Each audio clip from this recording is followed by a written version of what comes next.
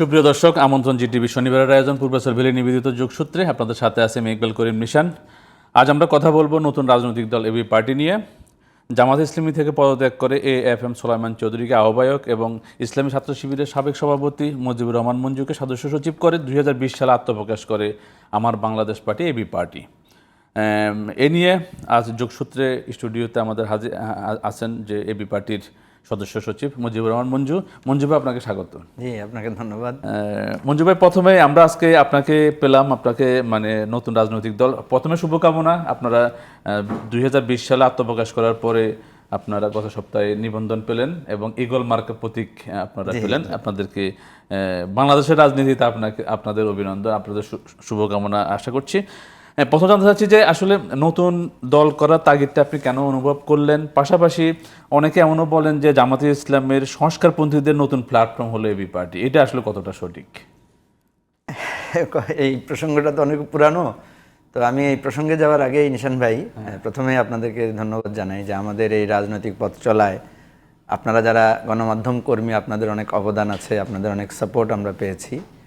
আর যদিও আপনি আজকে একটা আনন্দময় বিষয় নিয়ে এই প্রসঙ্গটা তুলেছেন, কিন্তু আজকে তো আসলে আমরা আনন্দে নেই।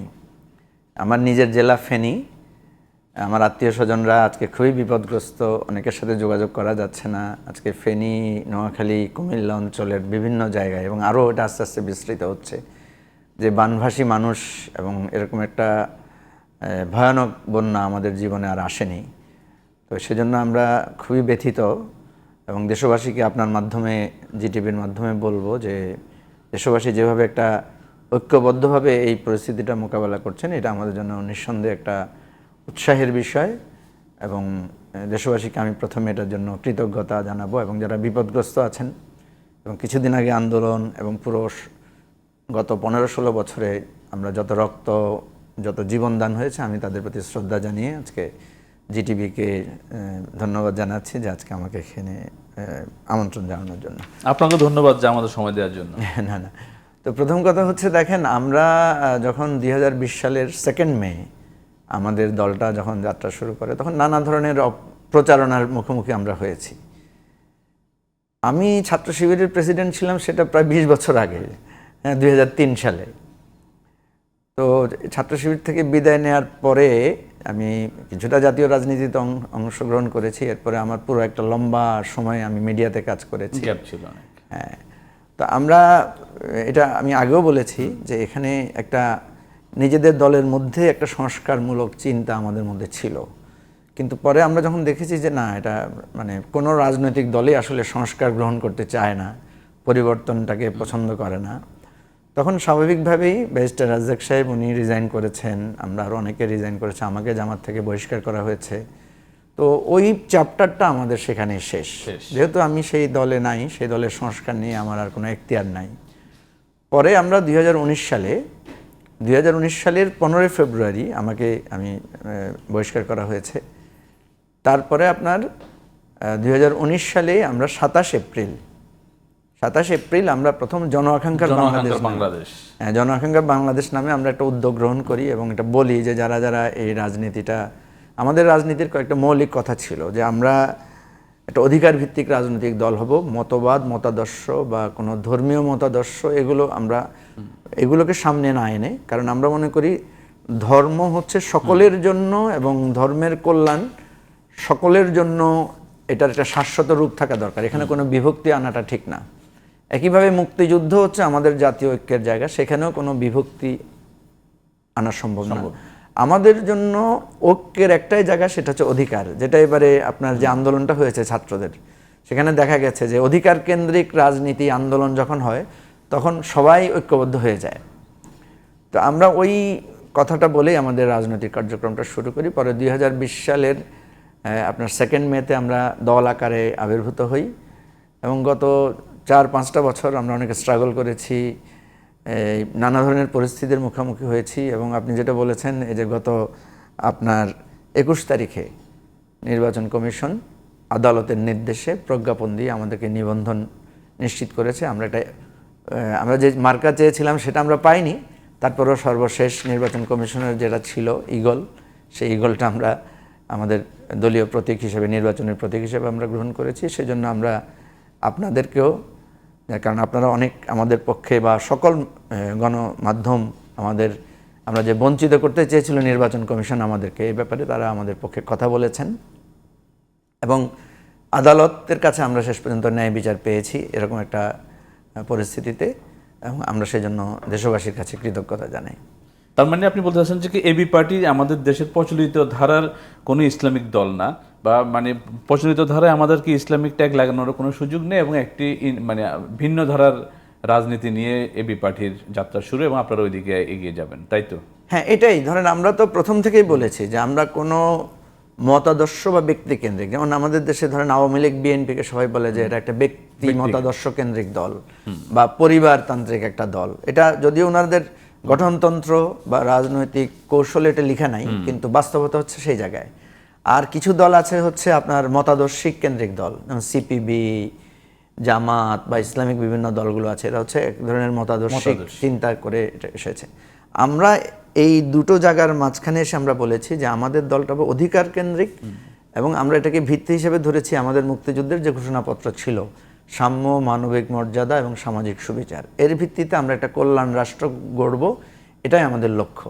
তো সেজন্য আমাদেরকে যে যত কথাই বলুক, প্রথম দিকে আমাদেরকে অনেকে ভুল বুঝেছে, কেউ মনে করেছে যে আমরা সত্যিকার অর্থে জামাতের মনে হয় একটা বি টিম আকারে কৌশলগতভাবে এটা করেছি, এবং তখন নিবন্ধনটা তো মানে আটকে দেওয়া হয়েছিল এই ধরনের একটা অভিযোগে। না, নিবন্ধনটা আমাদেরকে খুব অন্যায়ভাবে তারা আটকেছে, কারণ এটা বলতে গেলে অনেক লম্বা কথা। কারণ আমরা একমাত্র দল হিসেবে আমরা বলেছিলাম যে আমরা যত বাধাই আসুক, আমরা প্রত্যেকটা নির্বাচন কমিশনের প্রত্যেকটা রিকোয়ারমেন্ট আমরা ফুলফিল করেছি, এবং নির্বাচন কমিশনের 3টা স্ক্রুটিনি হয়েছে, একটা হয়েছে পেপারস নিয়ে, আরেকটা হচ্ছে ফিল্ড লেভেলে।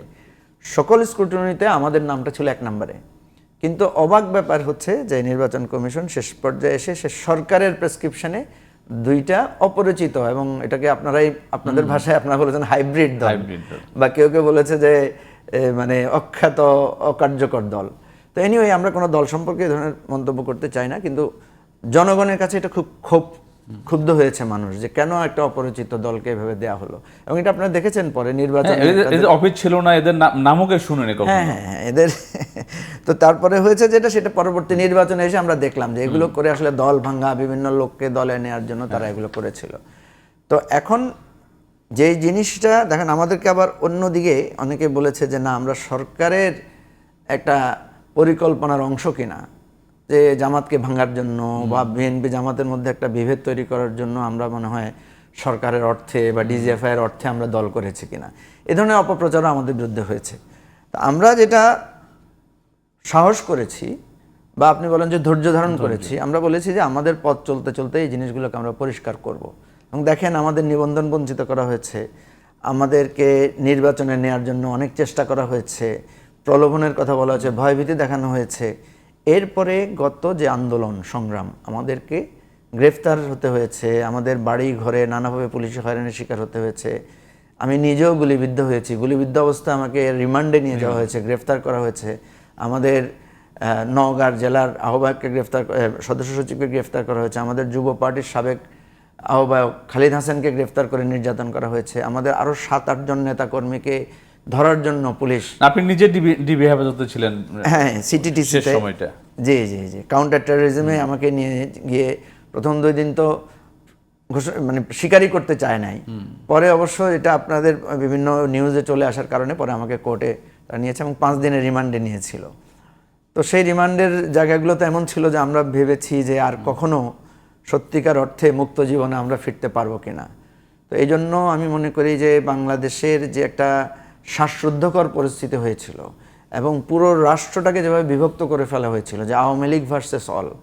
এবং দেখেন আপনি, শুধু এই বিভক্তিটা শুধু আওয়ামী লীগ কোনো বিশেষ দল মত, আমরা একসময় দেখতাম যে বিএনপি জামাতকে তারা বেশি অ্যাটাক করতো, কিন্তু পরে দেখা গেল আস্তে আস্তে সকল দলকে তারা অ্যাটাক করেছে। এবং সর্বশেষ যেটা তারা করেছে, এই ছাত্র জেনারেশনকে তারা মানে আপনি কি বলা যায়, শত্রুভাবাপন্ন করেছে।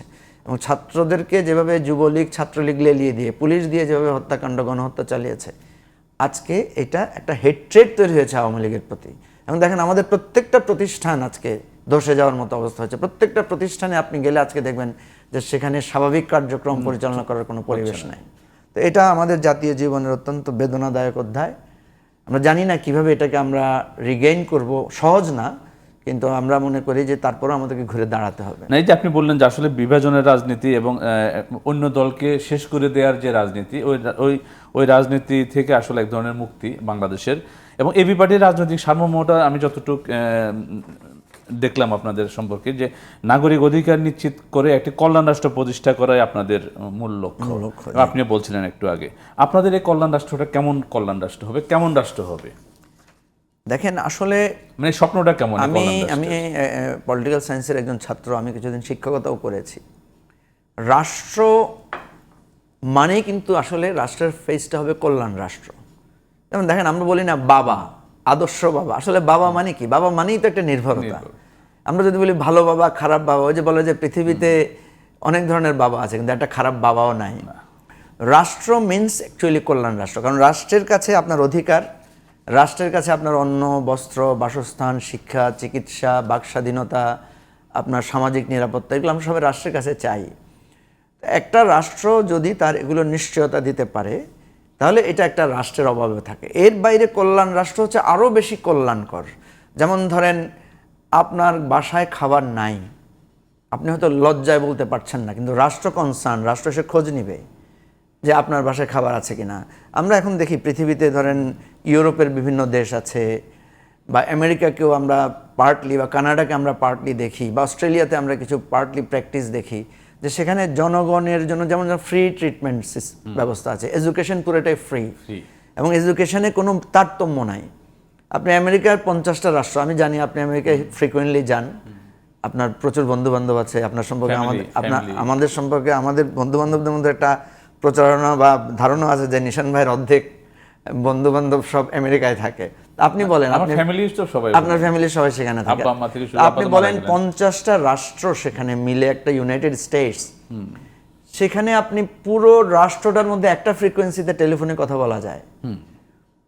পুরো একদম পুরো রাষ্ট্র ব্যবস্থা, শিক্ষা ব্যবস্থার মান সমান, কি গ্রাম, কি শহর, কি দূর, কি কেন্দ্র।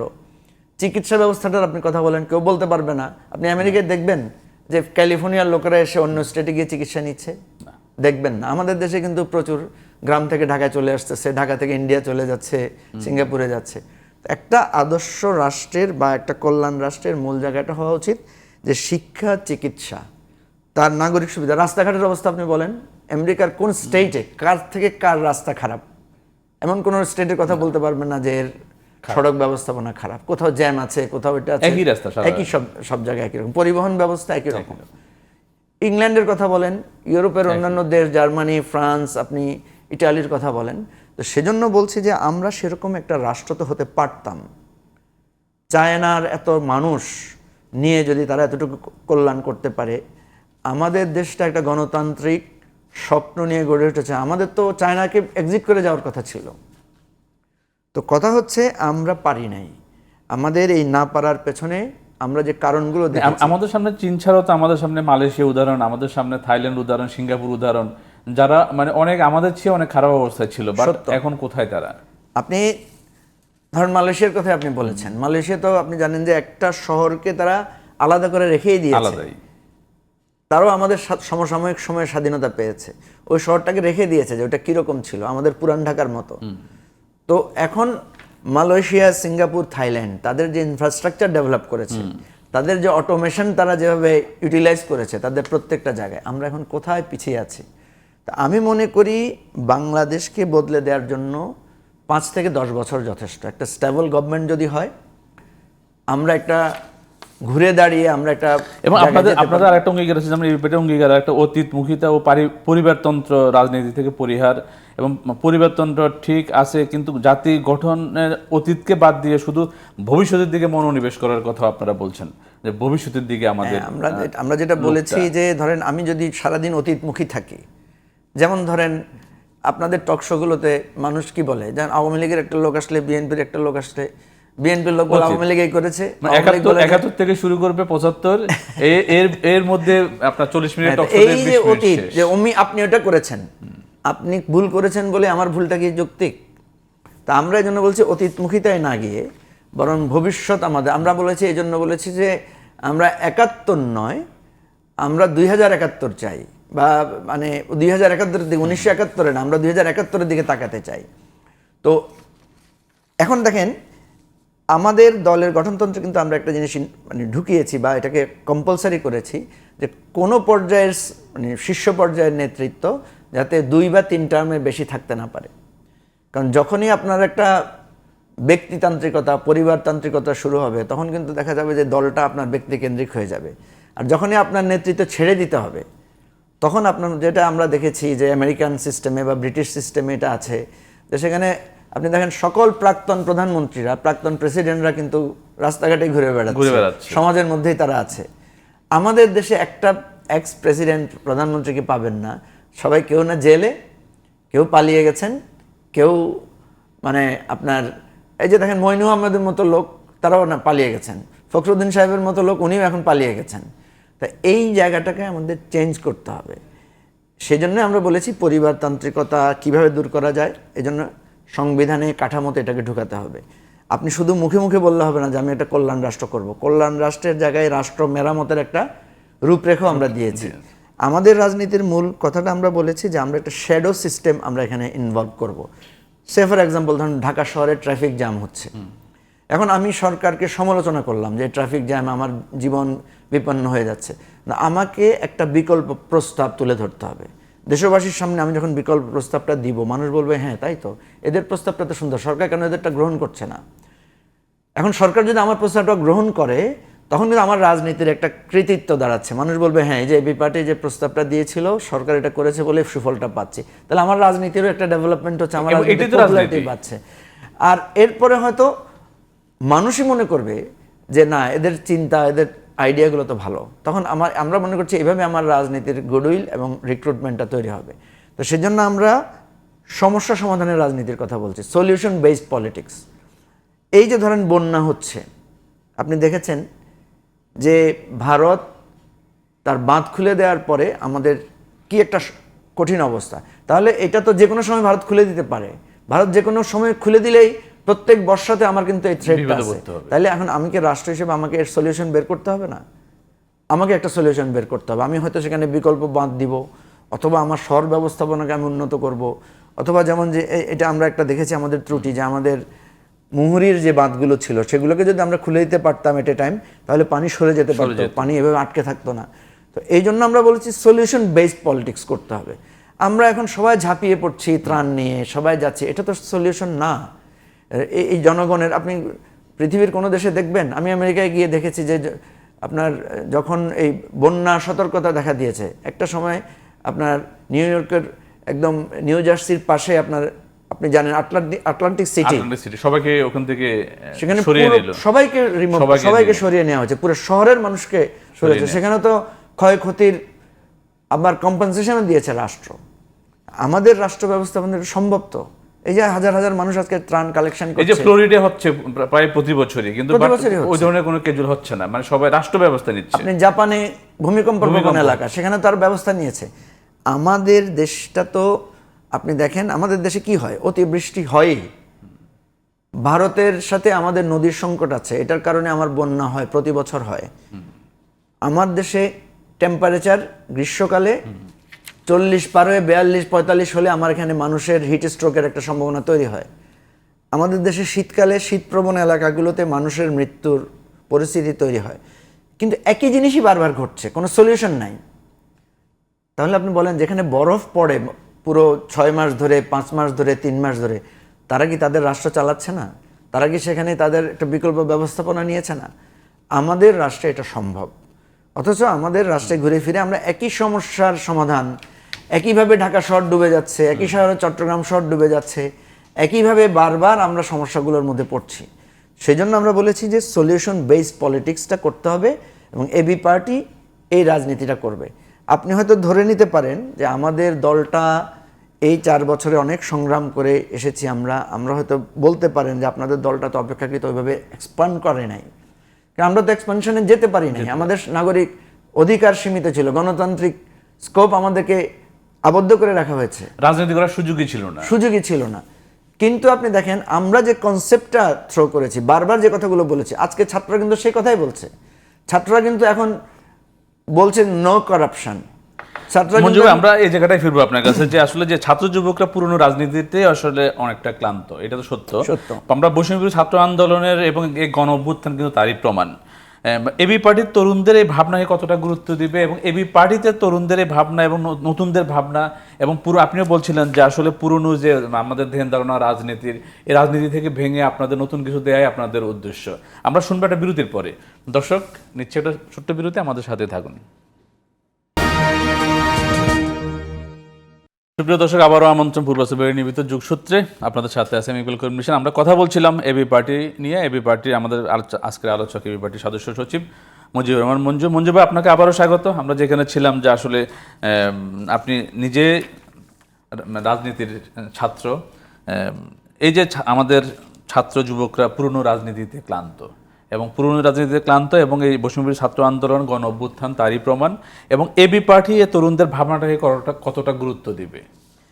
জি, খুবই প্রাসঙ্গিক এবং এই সময়ে দেশবাসীর জন্য খুবই গুরুত্বপূর্ণ একটি কথা। কারণ আপনি জানেন যে তরুণ এবং প্রবীণ বা নবীন এবং প্রবীণের দ্বন্দ্ব আমাদের সমাজের একটা বাস্তবতা।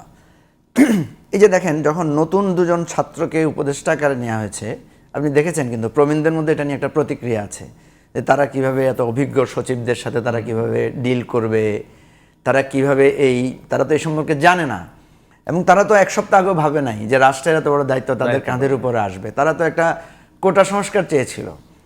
এখন দেখেন, মজার ব্যাপার হচ্ছে যে আমরা যখন আলোচনায় বসছিলাম যে আমরা আমাদের জেনারেশনকে, আমাদের ছেলে মেয়েদের কি সম্পর্কে আমরা কি ভেবেছি। সারাক্ষণ বলতাম, বাবা গেমস রাখো, একটু পড়তে বসো, বাবা ফেসবুক থেকে ইউটিউব থেকে সরিয়ে একটু লেখাপড়া করো, গুগলে না গিয়ে একটু ম্যানুয়াল পড়াশোনা করো, ইত্যাদি ইত্যাদি। আমাদের একটু সোশ্যাল হও, সবার সাথে কথা বলো, সোশ্যাল হও, তোমরা একটু কথা বলো। বাচ্চাদেরকে আমরা গ্রামে নিয়ে যেতে চাইতাম। এক ধরনের টেনশনের মধ্যে আমরা ছিলাম যে আমাদের ছেলেপেলেরা যে জেনারেশন জেড বা জেনারেশন জি, তারা আমাদের থেকে ডিটাচ হয়ে যাচ্ছে কিনা।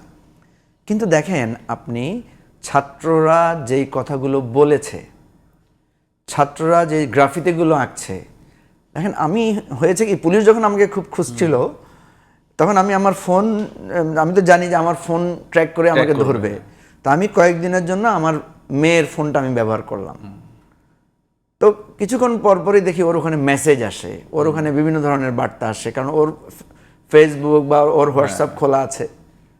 তা আমি তো ধরেন আমার কাজে ব্যস্ত, কিন্তু দুই একটা হঠাৎ চোখের সামনে চলে আসে।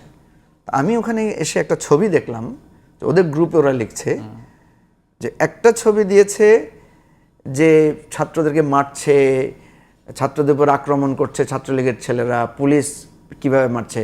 তো ওখানে ওরা লিখেছে এটাকে আর্ট, আর পাশে শেখ হাসিনার একটা ছবি লিখেছে দ্য আর্টিস্ট। আমি এটা ভাবলাম, এই যে ক্লাস ওদের ভাবনা 9-10 এর বাচ্চাদের ইন্টেলেকচুয়াল হাইটটা কোথায়, যে তারা এটাকে বলছে আর্ট অ্যান্ড দ্য আর্টিস্ট। মানে আপনি বুঝে নেন যে ওদের ভাষা, ওদের চিন্তা আর আমাদের জেনারেশনের চিন্তা ভাবনা ওরা কত প্রোগ্রেস। এবং আমার মেয়ে আমাকে আমার ডাইনিং টেবিলে বসে আমাকে বলছে যে আপনার অটোক্রেসির যে পার্টগুলো আছে, সে আমাকে বলছে যে একটা অটোক্রেসির মিনিমাম জায়গাটার লেভেলটা কি হতে পারে, এটা নিয়ে সে আমার সাথে ডিবেট করছে। সত্যি আমি খুব আপ্লুত হয়েছি, আমি ওদের কাছে শুনতে চেয়েছি। তো এখন দেখেন, আমরা কিন্তু কখনো ভাবিনি যে ওরা এতটুকু ভাবতে পারে। তো এখন যে জিনিসটা হয়েছে, আমি মনে করি এই যে দেখেন, দুইজন উপদেষ্টা কাজ করছে। আমাকে অনেকে বলে যে আপনারা এটা কি শুরু করছেন, বাচ্চা কাচ্চাদেরকে নিয়ে আপনারা এটা করতেছেন। আমি বললাম যে এখান থেকে ওরা শিখবে। আপনি যখন ওরা ট্রাফিক সিস্টেম করছিল, আপনি দেখেন ট্রাফিকিং করছিল, কিছু সমালোচনা কিন্তু হয়েছে, কারণ দেখা যাচ্ছে একটা গাড়িকে ওরা 4 বার চেক করছে, মানুষের মধ্যে একটু অস্বস্তি।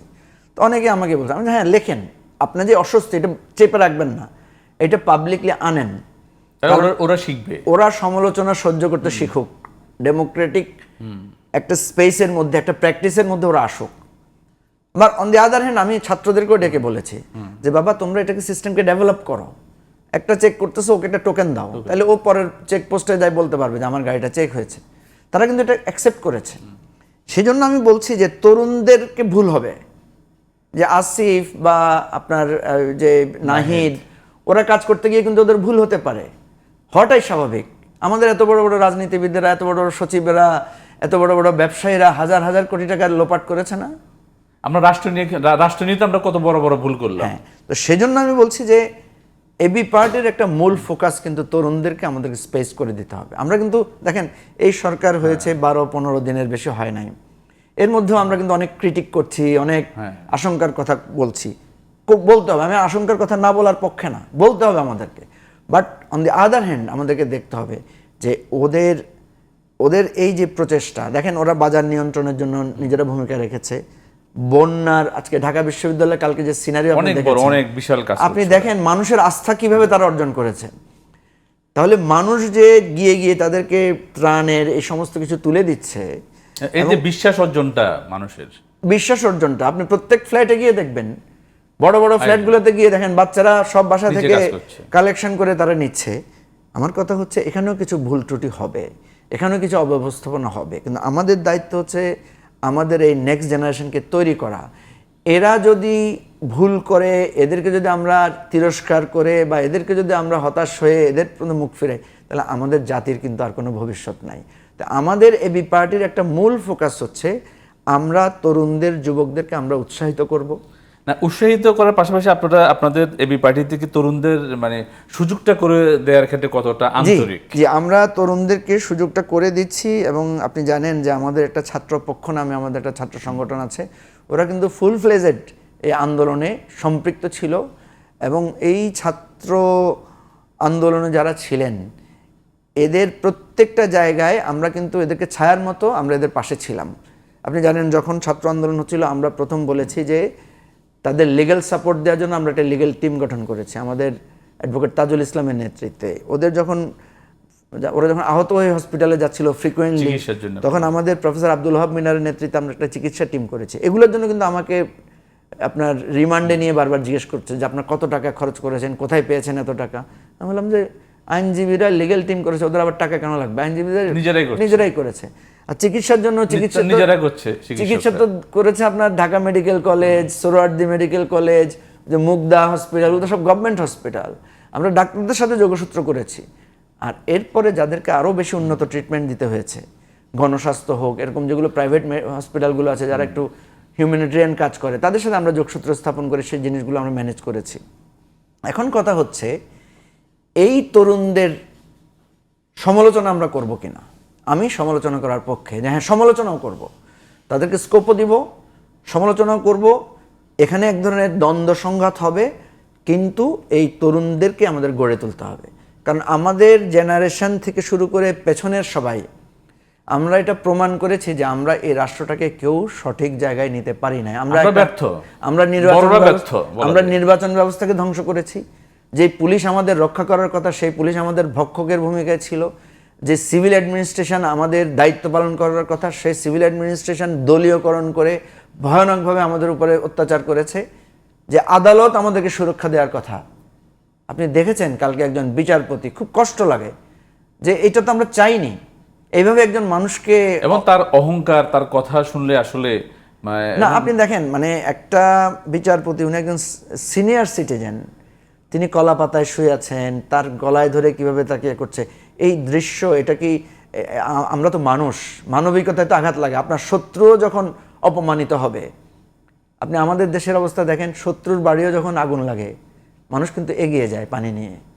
আজকে এই যে গ্রামে গঞ্জে দেখেন, যাদের মধ্যে গ্রামে তো যে পাড়ায় পাড়ায় গন্ডগোল, শত্রু নেই কোনো, সবাই ভুলে যায়। আমরা তো এই জায়গায়, আমাদের ঈদের দিন কি হয়, আমাদের ঈদের দিন আপনি তো মানে বৃহত্তর চট্টগ্রাম অঞ্চলের মানুষ, আমাদের নোয়াখালী, চট্টগ্রামের সময় একটা কালচার আছে, ঈদের দিনে, ঈদের সময় আগে শত্রুর বাড়িতে গোশত পাঠায় এবং খেতে যাই, মনে করে যে আজকের দিনটাতে আমি এটা ভেদাভেদ ভুলে যাই। তো সেই জায়গায় আমরা তো চাই।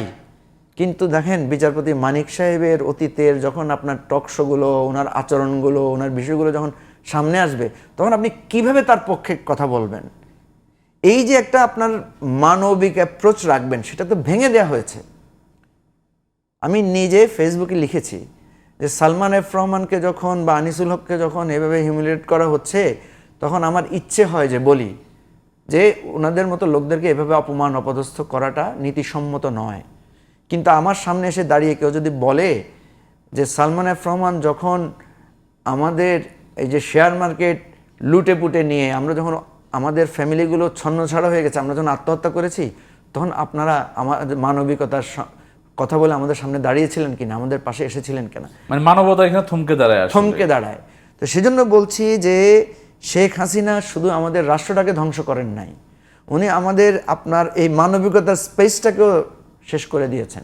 আপনি দেখেন উনি পালিয়ে যাওয়ার আগে উনি কি করেছেন, উনি ব্যবসায়ীদেরকে এক জায়গায় এনে ব্যবসায়ীদেরকে দিয়ে এত বিভৎস কথা বলিয়েছেন, এত অমানবিক কথা ব্যবসায়ীদের মুখ দিয়ে বলিয়েছেন, আজকে একটা ব্যবসায়ী তার স্পেস নাই। তিনি আমাদের মিডিয়া অঙ্গনের এত বড় ক্ষতি করেছেন, আমাদের প্রত্যেকটা মিডিয়া হাউস আজকে অভিভাবকহীন, প্রত্যেকটা মিডিয়ার প্রশ্নের মুখোমুখি। আমাদের সাংবাদিকতার জগতের যারা যত কিছু বন্ধু শত্রু আমরা তো একসাথে কাজ করি, আপনি দেখেন তাদেরকে দিয়ে এমন রাজনৈতিক, এমন অগণতান্ত্রিক, এমন স্বৈরাচারী ভাষায় তাদেরকে দিয়ে কথা বলিয়েছেন। আজকে আমাকে আমার এক বন্ধু সিনিয়র ফ্রেন্ড ফোন করেছে যে তাকে মামলা দিয়েছে। আমি সেই মামলার খোঁজ খবর নেওয়ার জন্য থানায় কথা বলেছি যে ভাই উনি তো অত অ্যাগ্রেসিভ না, ওনাকে কেন মামলা দিয়েছে? তখন আমাকে একটা ভিডিও পাঠিয়েছে যে দেখেন আপনি আপনার যে যার কথা আপনি বলছেন উনি ওনার এই বক্তব্যটা এখানে আছে। তখন আমি দেখলাম যে তার বক্তব্য তিনি প্রধানমন্ত্রীকে বলছেন যে আপনি যে এখন সব কিছু ঠিকঠাক করে ফেলেছেন, মানুষের মধ্যে আস্থা ফিরে এসেছে, এটা খুবই আশাদায়ক ইত্যাদি ইত্যাদি। এখন এই যে জায়গাটা আমাদের স্পেসটা নষ্ট হয়ে গেছে, কখন আমরা এটাকে রিপেয়ার করব? কখন গিয়ে আমরা দাঁড়িয়ে বলবো যে এনাফ ইজ এনাফ? আমরা তো সেই স্কোপটা খুঁজেও পাচ্ছি না। ছাত্ররা, আপনি দেখেন কালকে আমি একটা ভিডিও দেখেছি, পুলিশ মনে হয় 25 থেকে 30টা ডেড বডি আমি দেখেছি, পুলিশ খুব মানে কাছ থেকে গুলি করে করে করে মারছে, এবং যারা ভিডিও করছে মহিলারা বিলাপ করছে, একজন বলছে যে তুমি এটা সহ্য করতে পারবে না, সরে যাও। বিশ্বাস করেন পুরো ভিডিও আমি দেখতে পারি নাই। তাহলে পুলিশের উপরে যে মানুষের এই ঘৃণাবোধটা তৈরি হয়েছে, এটা কি সহজে যাবে? আজকে পুলিশরা দায়িত্ব পালন করতে অনিরাপদ বোধ করছে কেন? অপরাধ বোধ থেকে করছে। আজকে ডিসিরা, আজকে কিন্তু এই যে দেখেন আমাদের বন্যার ক্ষতি কিন্তু এত হতো না, প্রত্যেকটা জেলায় সমন্বয়ের অভাব, ফেনীতে সমন্বয়ের অভাব, নোয়াখালীতে সমন্বয়ের অভাব, কারণ অ্যাডমিনিস্ট্রেশন বলতে কিছু সেখানে সারভাইভ করছে না, এক্সিস্ট করছে না। সেজন্য আমি বলছি যেই ভয়ানক ক্ষতিটা আমাদের হয়েছে, এই ক্ষতি কাটিয়ে ওটা অনেক কঠিন।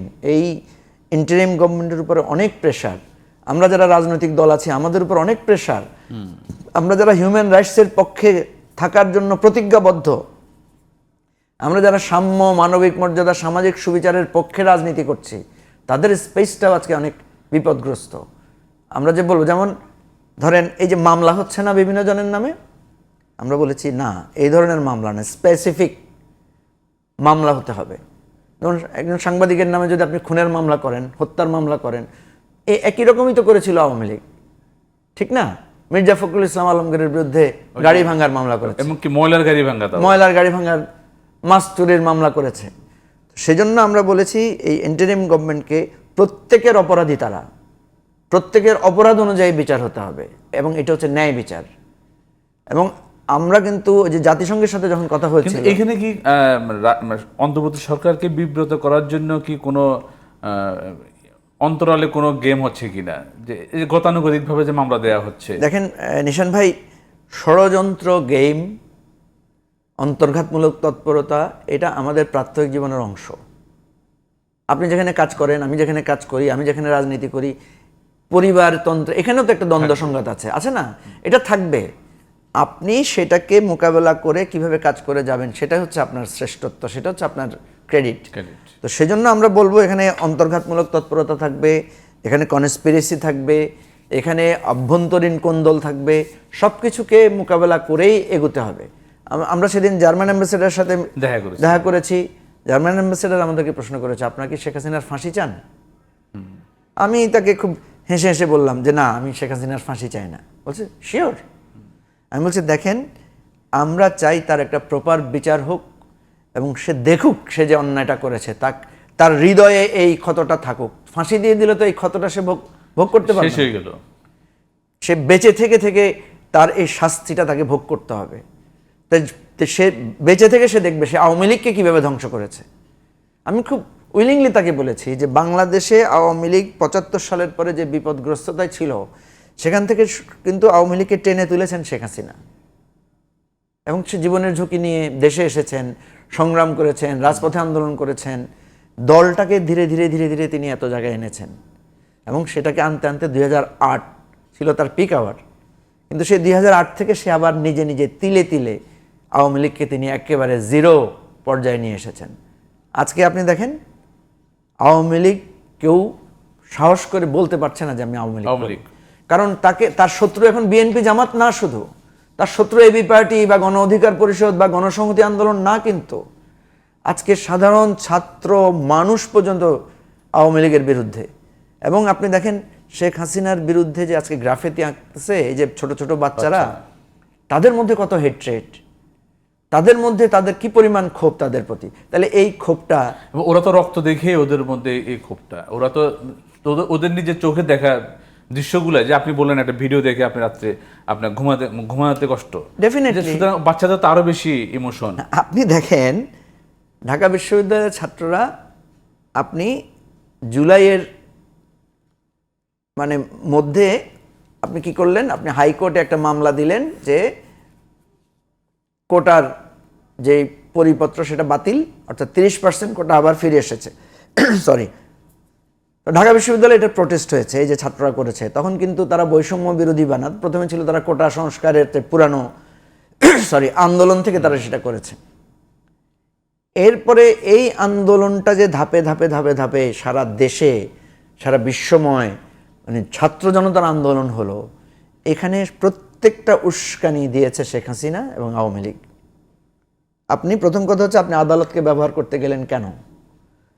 আমরা তো কোটা বাতিল চাই নাই, আমরা তো কোটা সংস্কার চেয়েছি।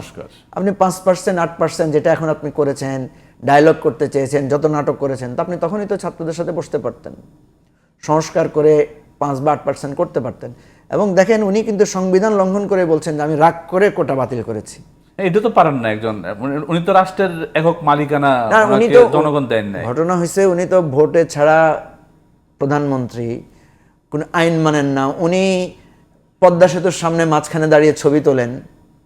পৃথিবীর কোনো সভ্য রাষ্ট্রে প্রধানমন্ত্রী যদি এটা করতো তার বিরুদ্ধে আদালত সু করতো না। তো এই ধরনের ঘটনা তো আমি বলে শেষ করা নাই। ওনার ভাষাটা কি, আমি দিয়েছি বিদ্যুৎ, আমি দিয়েছি এটা। আপনি বলেন এই রাষ্ট্রটা উনার, এটা কি ওনার পৈতৃক সম্পত্তির মতোই? তো এই যে বিহেভিয়ার, যে ডেমোক্রেটিক নর্মস উনি ভায়োলেট করেছেন, রাষ্ট্র ব্যবস্থাপনাকে তিলে তিলে ধ্বংস করেছেন, এবং সবচাইতে অপমানের জায়গা যেটা হয়েছে, আমি কিন্তু খুশি শেখ হাসিনা পালিয়ে যাওয়াতে। কারণ মজার ঘটনা আপনাকে বলি, আমি যখন জেলখানায় আমাকে আইসোলেটেড করে রাখা হয়েছে একটা জায়গায়, আমার সাথে আর কেউ ছিল না।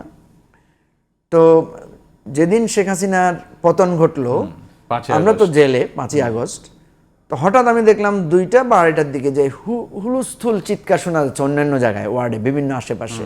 তো আমি তো একা মানুষ, আমার সাথে হয়তো 2-3 জন কয়েদি আছে। আমি তাদেরকে বললাম যে কি ব্যাপার, কি হচ্ছে, এত ভাইব্রেশন, লাফালাফি আর চিৎকার, আনন্দ, তালি হচ্ছে। ওরা বলছে, ওই ছেলেটা আমাকে আঙ্কেল ডাকছিল, যে আসামি ছিল, কয়েদি ছিল সেখানে, সে বলছে আঙ্কেল বড় কিছু নিশ্চয় হয়েছে, নাহলে তো এরকম হওয়ার কথা না। তা বললাম যে কি হইতে পারে? বলছে মনে হয় হাসিনা পদত্যাগ করছে বা কিছু একটা হয়েছে। ধর বেটা পাগল। এরপরে দেখলাম আমি হিউজ ভাইব্রেশন হচ্ছে এবং থামছেই না, তালি, আনন্দ, চিৎকার, এগুলো থামছেই না। আমার খুব ইচ্ছে হলো জানতে যে কিছু, আমি মানে গেইটে মানে ওই গরাদ ধরে চারিদিকে তাকাচ্ছিলাম কাউকে দেখা যায় কিনা। অনেক দূরে আমি একজন কয়েদিকে দেখলাম, তো তাকে ডাকলাম যে ভাই কি হয়েছে? তো সে পরিচয় দিল, সে বিডিআরের সদস্য, বিডিআরের মামলায় তার 10 বছর জেল হয়েছে। তো সে বলল যে শেখ হাসিনা হেলিকপ্টার নিয়ে পালিয়ে গেছে। তো আমি হাসলাম কিছুক্ষণ, আমি বললাম যে এটা কি পিনাকির কোনো ভিডিও দেখে বলতেছে নাকি? বুঝছেন, বিশ্বাস হচ্ছে না, আমার বিশ্বাস হচ্ছে না। আমি বললাম ধর এগুলো, এই সমস্ত কথা গত 2-4 বছরে বহুবার শুনেছি, আমি কিন্তু স্টিল এসে শুয়ে পড়ছি, আমি বিশ্বাস করি নাই। তো সে বলছে আপনি বিশ্বাস করতেছেন না? আমি বললাম যে এরকম কথা আমি বহু শুনছি, যাও ভাই আমি একটু রেস্ট করি। তো ঠিক 5-7 মিনিট পরে সে আবার আসলো, এসে বললো ভাই আমি নিজে গিয়েছি, টেলিভিশনে ব্রেকিং নিউজ দেখে এসেছি, যমুনা টেলিভিশন না বিটিভির কিসে সে দেখেছে যে শেখ হাসিনা এভাবে পালিয়ে গেছে, এবং সেনা প্রধান বিভিন্ন রাজনৈতিক দলগুলির মিটিং ডেকেছে, বিশ্বাস করেন তখন আমি তার চেহারার দিকে তাকিয়ে আমি বুঝলাম যে এটা সত্য বলছে সে, আর মিথ্যা বলছে না। আমি সাথে সাথে সেজদায় পড়লাম এবং বললাম যে আল্লাহ তার কথাটা যাতে সত্য হয়।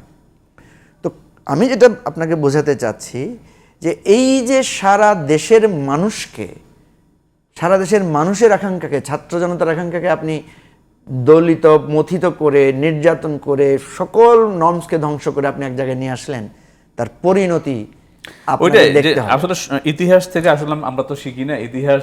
ইতিহাস বলে যে সব স্বৈরাচারেরই, সব দুঃশাসনেরই কোনো না কোনো একদিন অবসান হয়। আমরা সেটা দেখলাম 5ই আগস্ট।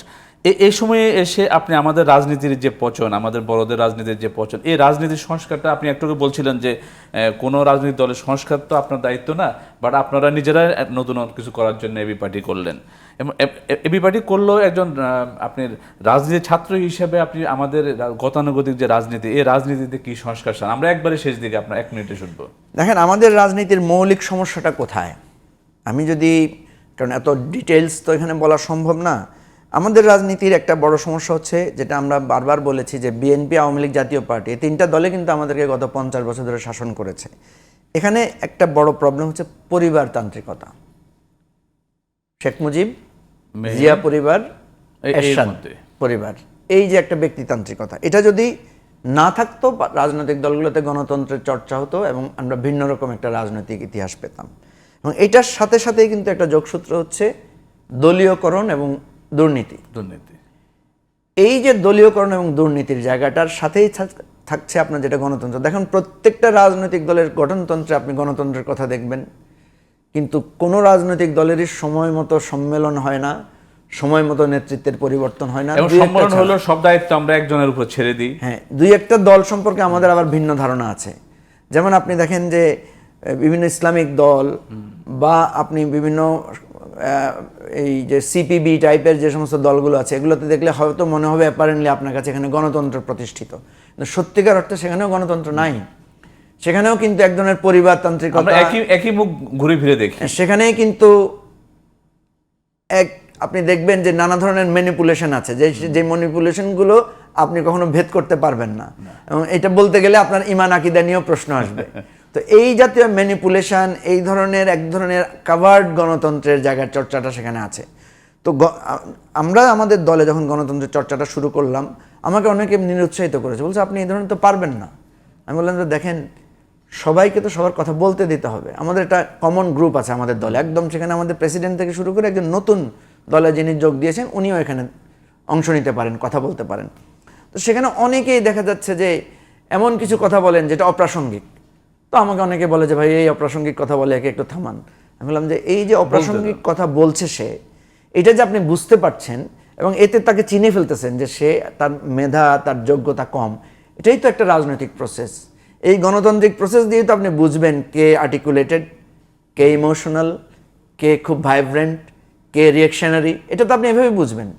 তো এই জন্য কথা হচ্ছে যে আমাদেরকে এই রাজনৈতিক দলগুলোর পরিশুদ্ধের জায়গাটা, প্র্যাকটিসটা তখনই করতে পারবো রাষ্ট্র যখন একটা ব্যবস্থাপনায় দাঁড়াবে। আমি আপনাকে ছোট্ট করে বলি নিশান ভাই, এই যে ছাত্ররা যখন ট্রাফিকে দাঁড়ালো, কাউকে তারা ছাড় দেয় নাই। বা এর আগে আপনি যখন দেখবেন, যখন ওই যে কিশোররা রাস্তায় দাঁড়িয়ে যখন তারা ট্রাফিকিং করলো, যে নিরাপদ সড়কের আন্দোলনে, তখন তারা বিচারপতির গাড়িও আটকিয়েছে, তারা আর্মি জেনারেলের গাড়ি, সবাই সমান। এবং তখন কি প্রুভ হয়েছে আপনার মনে থাকার কথা, আনোয়ার হোসেন মঞ্জু মিনিস্টার ছিলেন, ওনার গাড়ির ড্রাইভারের লাইসেন্স ছিল না। তখন ছাত্ররা বলেছিল এই রাষ্ট্রের তো কারোই লাইসেন্স নাই। তাহলে দেখেন এই যে আমরা বেনিফিট নেই, যেমন ধরেন আমার গাড়ি কিন্তু আক্রমণের শিকার হয়েছে ছাত্রদের আন্দোলনের সময়, আমার ড্রাইভার এসে বলছে আমাদের কোনো সমস্যা নেই, আন্দোলনে এই একটা কেওয়াসের মধ্যে অনেক ধরনের পরিস্থিতি হতে পারে, আপনি তো প্রেসের গাড়ি নিয়ে চলেন, আপনার গাড়ি চেক করে নাই, তাহলে প্রেসের গাড়িও চেক করেছে সবার গাড়ি। তাহলে আমাদের যে একটা ধারণা ছিল যে আমার প্রেসের গাড়ি কেউ চেক করবে না, আমার যে মিনিস্টারের গাড়ি কেউ চেক করবে না, এই যে একটা বৈষম্য বা এই যে একটা তারতম্য, ছাত্ররা কিন্তু এটা ভেঙে দিয়েছে, আইনের ঊর্ধ্বে কেউ না। এবং তখন কোনো সাংবাদিক পরিচয় দিতে, যেমন আমার গাড়ি যখন চেক করেছে আমি দিতে পারতাম, আমি চিনি ওদেরকে, ওরাও 2-4 জন আমাকে চিনে এসে সালাম দিয়েছে। আমি বলছি নো, তুমি যদি অন্যের গাড়ি চেক করো আমার গাড়ি চেক করো, কারণ আমার কাছে এটা মনে হচ্ছিল যে আমাদের তো এই জায়গাটাকে সমান হতে হবে। আপনি যখন আপনি যখন সভ্য রাষ্ট্রগুলোতে যান, আপনি দেখেছেন সভ্য রাষ্ট্রগুলোর প্রধানমন্ত্রীকেও তো পুলিশ জরিমানা করে। সবাই সমান, ওই যে সবাই সমান। আইনের শাসন, সুশাসন। এই যে ছাত্ররা যে জিনিসটা করেছে, আমি কিন্তু এখন দেখছি ট্রাফিক কিন্তু আবার ফিরে এসেছে। আমরা সেদিন একটা দাবিও তুলেছি যে আর্মি যেহেতু এখন আমাদের সহযোগিতা করছে, কেন জাহাঙ্গীর গেট পার হলে ভেতরে তো কোনো ট্রাফিকের প্রবলেম নাই, সিস্টেমে চলি আমরা। সেখানে তো রাস্তায় রাস্তায় ট্রাফিক দাঁড়ায় থাকে না, না। একজন দুইজন ডিউটি করে তাদের মিলিটারি পুলিশ, সরি এটাকে কি বলে, এমপি। তো আমাদের বক্তব্য হচ্ছে যে আর্মি, পুলিশ এবং এই যে ছাত্রদের একটা স্বেচ্ছাসেবক বাহিনী, অটো স্বেচ্ছায় তারা তৈরি করেছে, এই সমন্বয়ে আমাদের ট্রাফিক সিস্টেমটাকে আমরা উন্নত করতে পারি। এবং আমাদের মধ্যে যে এই যে ব্রাহ্মণ আর মানে কোনো ভেদাভেদ থাকবে না, এই আমাদের মধ্যে ভেদাভেদটা সবাই আমরা আমাদের সমান। মধ্যে মঞ্জু ভাই, আপনাকে অনেক ধন্যবাদ। আমরা আসলে আরো অনেক কথা থেকে গেল, আমরা নিশ্চয় আমরা পরবর্তীতে আপনার সাথে আবার বসবো, আবার আপনার সাথে শুনবো। দর্শক, এই ছিল আমাদের আজকের আয়োজন। আমরাও চাই আসলে সুশাসন, গণতন্ত্র, ন্যায় বিচার, সমতা এবং একটি বৈষম্যহীন বাংলাদেশ। যেখানে থাকুন ভালো থাকুন, নিরাপদে থাকুন। শুভরাত্রি।